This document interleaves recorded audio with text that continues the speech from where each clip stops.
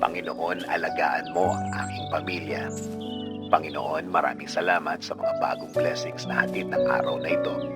Alam ko, Lord, na marami ka na namang pagpapala na ibibigay sa akin. Tulad na lang ng nagising ako sa araw na ito. Ito pa lang, alam kong may plano ka pa para sa akin. At alam ko, Lord, na lahat ng plano mo, lahat ng bagay na gusto mong gawin sa buhay ko, ikakaganda ng aking buhay. Ikaka-level up ng aking araw-araw. At alam ko din, Lord, na alam mo ang lahat na nangyayari sa aking buhay. Alam ko din na bahagi ng blessings mo sa akin ay ang pag-aalaga mo sa akin na gawin akong safe saan man ako mapunta at saan man ako andun. Ginagawa mo safe ang lugar na yon.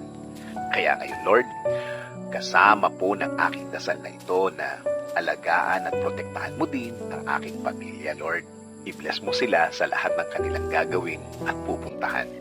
Patuloy niyo silang i-guide at gagawing blessed kahit saan man sila mapunta. In Jesus' name I pray.